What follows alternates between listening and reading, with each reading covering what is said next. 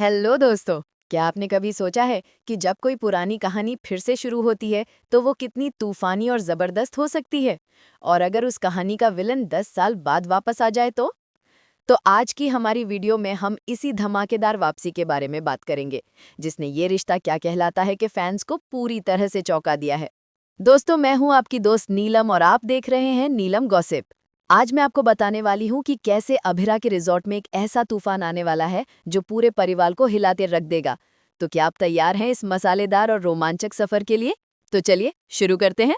जब गीतांजलि और अरमान दोनों शादी के बाद टाइम हनीमून के लिए जाते हैं, जाते समय अरमान को निराश देख अंजलि थोड़ा सोच में पड़ जाती है। वो कहती है, आपको ये जगह पसंद नहीं आई? पर मुझे तो लगा था आपको पहाड़ अच्छे लगते हैं। अरमान कहता है, इसीलिए मैं आया। आई लव मसूरी, ये मेरी फेवरेट जगह है। तभी क्यारा गीतांजलि के अंदर ही अंदर खुश होकर मुस्कुराती है। दूसरी तरफ क्यारा और तानिया मिलते हैं, जो एक दुख भरी समय है। क्यारा कहती है, सॉरी तान्या। तभी क्यारा, नो, तुम सॉरी नहीं बोलोगी। तुम सॉरी बोलकर ऐसे अपना मन हल्का नहीं करोगी। क्यारा, तुम एजुकेटेड हो, तुम्हारे पास सबसे सपोर्टिव पेरेंट्स थे, भाई था, दोस्त थी। तुम्हें तुम्हारी लाइफ में कोई भी प्रॉब्लम थी, तुम हम में से किसी एक को भी आकर कहती ना, तो वो जी जान लगाकर तुम्हारी हेल्प करते। और तुमने नशे का सहारा लिया, जिस वजह से मैंने मेरे भैया को खो दिया। तभी क्यारा कुछ कह रही थी, तान्या गुस्से में कहती है, shut up, shut up, shut up, कुछ मत बोलो, समझो कि तुमने क्या किया है। तो दोस्तों, क्या होगा? तान्या क्या अपने बेस्ट फ्रेंड को माफ कर पाएगी या उसे उसकी हालत में छोड़ देगी? रास्ते में आते आते अंजलि और अरमान को रात हो जाती है और बहुत ही बारिश होता है, जिसकी वजह से ड्राइवर को रास्ता ही नहीं दिखता। तभी ड्राइवर कहता है, ये एक रिजॉर्ट है। तभी अरमान कुछ याद करने की कोशिश करता है, पर उसे कुछ याद नहीं आता। ड्राइवर रिजॉर्ट को जाके पूछता है, एक कमरा मिल सकता है? तभी दादीशा कहती हैं, माफ़ कीजिएगा, हमारे यहाँ सारे कमरों की बुकिंग हो चुकी है। ड्राइवर, प्लीज़ मैडम, एक कपल को कमरा चाहिए, वो अपने हनीमून पर आए हैं। लैंडस्लाइड की वजह से पीछे वाला होटल भी बंद हो गया है। बस छोटा सा कमरा भी चलेगा, बस दोनों को सर छुपाने की जगह चाहिए। दादीशा, आई एम सॉरी, कोई भी कमरा खाली नहीं है। तभी अभीरा आती है और ये सब कुछ सुनकर कहती है, दादीसा, हम अपने गेस्ट रूम दे देते हैं ना। दादीसा, वो हमारे प्राइवेट यूज़ के लिए लड़की, अनजान लोगों को अपने क्वार्टर्स में कैसे ठहरा सकते हैं? अभीरा रिक्वेस्ट करके कहती है, दादीसा, न्यूली मैरिड कपल की फर्स्ट एवर ट्रिप रूइन हो रही है। उनका हनीमून हॉरर स्टोरी बन गया है, प्लीज़ उनकी हेल्प कर दे। तभी दोनों रिजॉर्ट में आते हैं। तभी अभीरा कहती है, may I have your IDs? Sorry ma'am, लेकिन मुझे आपका सरनेम नहीं पता। गीतांजलि कहती है, गीतांजलि पोद्दार। तभी अभीरा घबरा जाती है, जैसे उसे झटका लगे हो। तभी आरती के समय होता है। पंडित जी कहते हैं, आप सब एक एक करके आरती के लिए आगे आएंगे और विवाहित जोड़े साथ में आरती के लिए आएंगे। तभी अरमान दिखता है कि अभीरा के हाथ से आरती की थाली गिर रहा होता है। तभी अरमान पकड़ा लेता है और तीनों आरती करते हैं, अरमान, मायरा और अभीरा। आरती खत्म होने के बाद अभीरा कहती है, आप फिक्र मत कीजिए, आपके रूम का डेकोरेशन मैं खुद करूंगी। मुझे मेरे हस्बैंड को एक कार्ड देना है। मायरा कहती है, पापा आप हमें ढूंढ लिए। तभी दादीशा कहती है, मायरा आप अंदर जाओ, बाद में पापा से मिलना। गुस्से में दादीशा अरमान को कहते हैं, तुम क्यों आए? तभी अरमान उसमें, मेरी तरफ से उनके लिए एक किस्मत ले आई। गुस्से में दादीशा कहती है, किस्मत ने कहा जाओ अपनी पुरानी बीवी के रिजॉर्ट में अपनी नई नवेली बीवी के साथ हॉलिडे मनाओ। अरमान, ये पूरा प्लान गीतांजलि ने बनाया था, मुझे कोई आइडिया भी नहीं था कि हम यहाँ आ रहे हैं। हम वैसे भी किसी और रिजॉर्ट में रुकने वाले थे। वहाँ दादीशा, क्यों बताया अरमान? लड़की हमारी बेटी है और मायरा उसकी।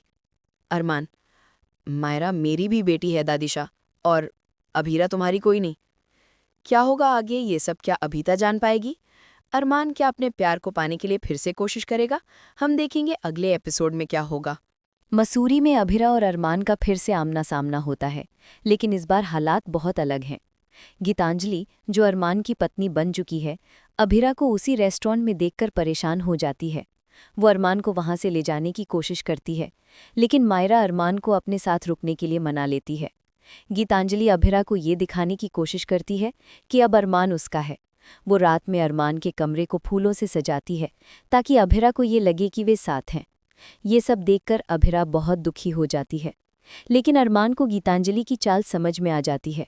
वो जानता है कि गीतांजलि अभिरा को चोट पहुंचाने के लिए ऐसा कर रही है, इसलिए वो उस कमरे में नहीं जाता और गीतांजलि को अकेला छोड़ देता है। गीतांजलि गुस्से में और भी ज्यादा अभिरा से नफरत करने लगती है और उससे बदला लेने की ठान लेती है। गीतांजलि अपनी नफरत में इतनी अंधी हो जाती है कि वो एक भयानक योजना बनाती है। वो मायरा पर जानलेवा हमला करके उसका सारा इल्ज़ाम अभीरा पर डाल देती है। वो अरमान को ये जताना चाहती है कि अभीरा मायरा का ठीक से ख्याल नहीं रख पा रही है।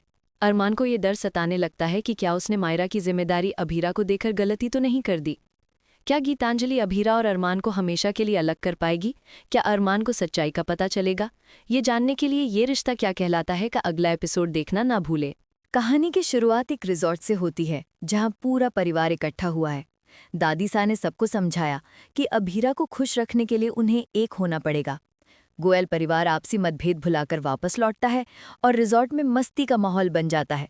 रंग बिरंगे कपड़े, सजी हुई लाइटें और संगीत के गूंज हर तरफ छाई हुई है। ये जश्न अभीरा के नाम पर रखा गया है और परिवार पूरा साथ दे रहा है।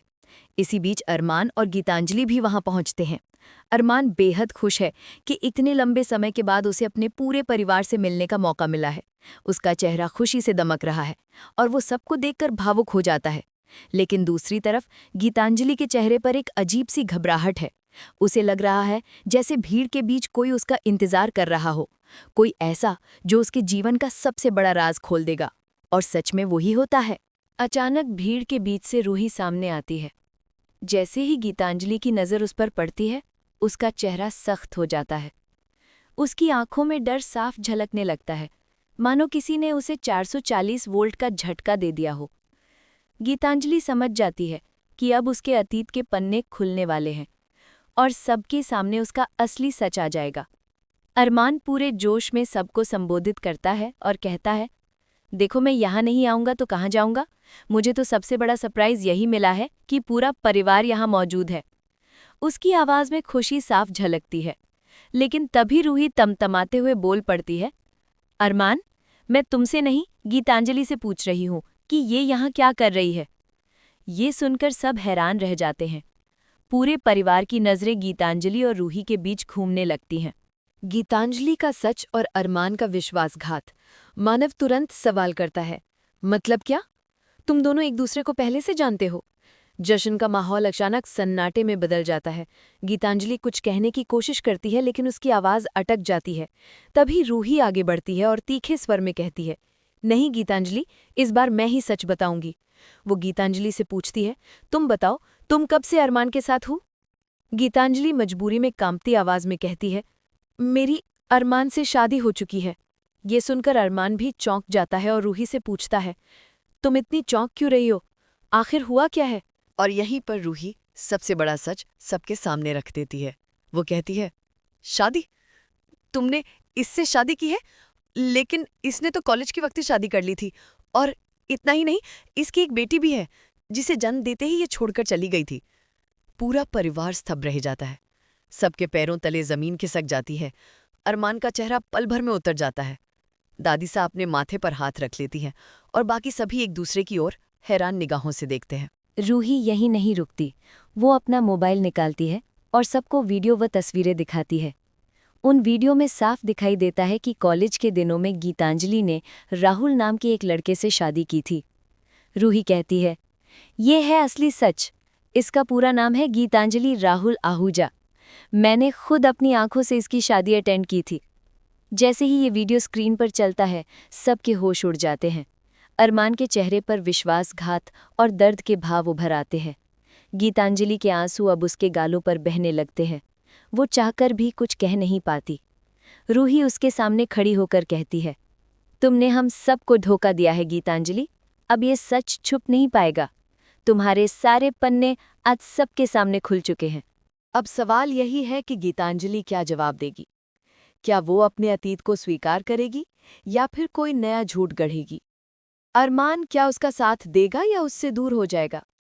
और सबसे अहम, रूही और दक्ष की इस वापसी के बाद कहानी का अगला अध्याय किस दिशा में जाएगा? दर्शकों के लिए आने वाले एपिसोड भावनाओं, सवालों और खुलासों से भरे होंगे। अब देखना दिलचस्प होगा कि अतीत के पन्ने खुलने के बाद कौन सा नया अध्याय शुरू होता है और ये कहानी किस दिशा में जाती है। गीतांजलि की अतीत का सच अब सबकी जिंदगी में तूफान लाने वाला है। कहानी में आया नया भूचाल। दोस्तों, ये रिश्ता क्या कहलाता है में सब कुछ शांत चल रहा था, लेकिन अब कहानी एक ऐसे मोड़ पर आ गई है जहां से सब कुछ बदलने वाला है। 10 साल बीत चुके हैं और रिजॉर्ट का माहौल पहले जैसा बिल्कुल नहीं रहा। दादी सा ने इसे बचाने की बहुत कोशिश की, लेकिन उनके मैनेजर की लापरवाही और धोखे ने सब कुछ चौपट कर दिया। धीरे धीरे रिजॉर्ट अपनी चमक खो रहा था और परिवार में भी दूरियां बढ़ने लगी थी। क्या आप जानते हैं दादी सा कितने खतरनाक है? आप देखेंगे कि दादी सा मैनेजर की हरकतों से तंग आकर उसे सबके सामने खरी खोटी सुनाती हैं। वो कुछ भी नहीं समझती हैं, बस उन्हें अपने रिजॉर्ट की ही चिंता हो रही थी और उसे रिजॉर्ट से बाहर निकाल देती हैं। तब क्या करे मैनेजर की असली सच्चाई सबके सामने आने पर? मैनेजर ये सब नहीं सह पाता है और वो दादी सा को बहुत गुस्सा होता है। मैनेजर अपमान की आग में जल रहा होता है और बदला लेने की ठान लेता है, जैसे कि हमेशा के लिए रिजॉर्ट्स में बदला लेने का अपमान। जाते ही वो एक फ़ोन कॉल करता है जो सबको हैरान कर दिए, जो कभी किसी ने नहीं सोचा था कि असली राज क्या है। ये कॉल किसी और को नहीं बल्कि रिजॉर्ट के उस असली मालिक को जाती है जो 10 सालों से विदेश में था, सबसे दूर रहा, अपनी पहचान छुपाकर अंदर ही अंदर ये रिजॉर्ट चला रहा है। ये खबर सुनते ही मालिक का खून खौल उठता है और वो तुरंत भारत लौटने का फैसला करता है। ये वही पल है जहां से कहानी पूरी तरह बदल जाती है। खुलेंगे सबके सामने रिजॉर्ट के असली राज। असली मालिक का फिल्मी अंदाज। अगली एपिसोड्स में ये होता है कि असली मालिक रिजॉर्ट के आने से सब कुछ हैरान रह जाते हैं। असली मालिक अचानक रिजॉर्ट में पहुंचता है, मानो एक जंगल में से निकल गया शेर फिर से वापस आ गया है। उसकी एंट्री किसी जंगल के शेर जैसी होती है। हीरो जैसे काला चश्मा लगाए, चेहरे पर आत्मविश्वास और आंखों में बदला।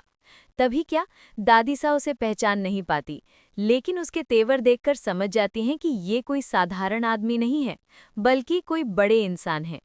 दोनों के बीच जबरदस्त बहस होती है। गुस्से में दादी सा उसे रोकने के लिए हाथ उठाती हैं, लेकिन तभी वो शख्स उनका हाथ पकड़ लेता है। पूरा स्टाफ और परिवार ये देखकर हैरान रह जाते हैं। सभी ये देखकर हैरान रह जाते हैं और ये सब कुछ समझ नहीं पाते हैं। ये सब देखकर कुछ नहीं समझ आ रहा था रेशा को। फिर क्या चेहरा सामने आया और सबके होश उड़े। जब वो शख्स धीरे धीरे अपना चश्मा उतारता है, तभी अभीरा, मायरा और अरमान वहां पहुंचते हैं। तभी क्या, जैसे ही वो उसका चेहरा देखते हैं, सब हो जाते हैं खामोश, उनके होश उड़ जाते हैं। जो कभी किसी ने सोचा नहीं था, आज वो देख रहे हैं। ये कोई और नहीं बल्कि युवराज है, जो कभी 10 साल पहले सबकी जिंदगी से गायब हो चुका। युवराज अब रिजॉर्ट के असली मालिक के रूप में वापस आ चुका था। अभीरा के चेहरे पर डर साफ छलक रहा था, मानो किसी दुश्मन सामने है। युवराज की आंखों में नफरत और बदले की आग साफ दिख रही थी। युवराज ये दिन के लिए ही वो रुका था, सबके सामने आने के लिए। क्या करेगा वो? सभी से बदला लेगा या फिर कुछ और? अभीरा के बहुत ही करीब आता है। युवराज अभीरा से कहता है कि किस्मत उसे फिर से उसके पास ले आई है और वो सिर्फ उसी की है। ये सुनकर सब लोग सन रह जाते हैं। युवराज सिर्फ रिजॉर्ट का मालिक बनकर नहीं लौटा था, बल्कि पूरे परिवार को बर्बाद करने के इरादे से आया था। वो कानूनी दस्तावेज दिखाकर रिजॉर्ट पर अपना हक जताएगा। युवराज की वापसी से अभीरा के पुराने जख्म फिर से ताज़ा हो जाते हैं। दूसरी तरफ अरमान और मायरा उसकी चालों को समझ जाते हैं और तय करते हैं कि वो उसे जीतने नहीं देंगे। लेकिन 10 साल में युवराज और भी ज्यादा ताकतवर और खतरनाक हो चुका है। शेरनी का असली रूप। लेकिन कहानी में एक और बड़ा ट्विस्ट बाकी है। जब सब कुछ खत्म होता दिख रहा होता है, तभी एक ऐसी एंट्री होती है जो सबको चौंका देती है। एक महिला जो इतने सालों से शांत थी, अचानक शेरनी की तरह दहाड़ती है। जब युवराज उसे रोकने के लिए हाथ बढ़ाता है, तो वो उसे जोरदार थप्पड़ मारती है। थप्पड़ की आवाज से पूरा रिजॉर्ट गूंज उठता है। माँ की शक्ति और एक नया वादा। ये महिला कोई और नहीं बल्कि अरमान और मायरा की माँ है, जिसने अपनी असली ताकत दिखाई है। मायरा हैरान होकर पूछती है कि क्या ये सच में उनकी माँ है, और अरमान गर्व से कहता है कि हाँ, यही उनकी असली माँ है। वो बच्चों को बताता है कि 10 साल पहले भी उनकी माँ ने इसी हिम्मत से युवराज का सामना किया था। वो बच्चों को विश्वास दिलाता है कि इस बार भी उनकी माँ ही उन्हें इस मुसीबत से बचाएंगी। असली लड़ाई की शुरुआत। अब असली चुनौती शुरू होती है। युवराज के सामने वही महिला खड़ी है जिसे उसने कभी कमजोर समझा था। अरमान मन ही मन सोचता है कि अब उसकी पत्नी, उसकी सबसे बड़ी ताकत, शेरनी बनकर इस तूफान का सामना करेगी और पूरे परिवार को बचाएगी। ये ट्रैक दर्शकों के लिए बेहद रोमांचक होने वाला है। एक माँ का साहस और संघर्ष ये साबित करेगा कि सच्चा प्यार और हिम्मत किसी भी मुश्किल को हरा सकती है। तो दोस्तों, क्या आप इस धमाकेदार लड़ाई को देखने के लिए तैयार हैं? तो दोस्तों, इसी के साथ मैं आज की इस वीडियो को यही खत्म करती हूँ। उम्मीद करती हूँ कि आपको ये वीडियो पसंद आई होगी। अगर आपको ये वीडियो अच्छी लगी तो इसे लाइक करें, अपने दोस्तों के साथ शेयर करें और ऐसे ही मज़ेदार अपडेट्स के लिए हमारे चैनल नीलम गॉसिप को सब्सक्राइब करना ना भूलें। हम जल्द ही मिलेंगे एक और धमाकेदार वीडियो के साथ। तब तक के लिए अपना ख्याल रखें और देखते रहें ये रिश्ता क्या कहलाता है।